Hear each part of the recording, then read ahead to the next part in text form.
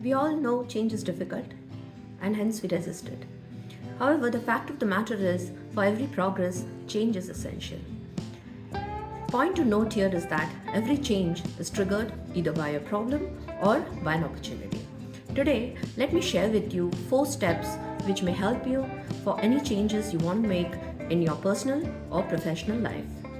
Step number 1 is to assess the current state. Here you need to detail out everything in details about the as-is scenario. Step number 2 is to design the future state.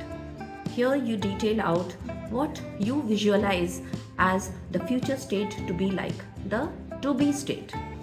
Now step number 3 is very important, wherein you detail out the risk after proper assessment.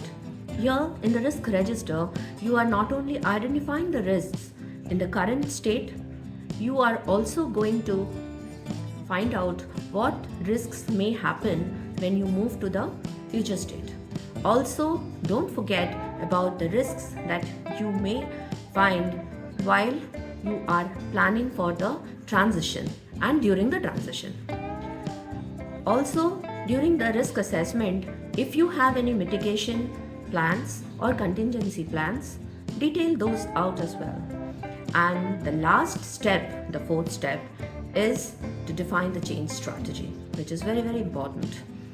Now, so far, if you have any questions, you can always put in the comments below to reach out to me and I'll respond.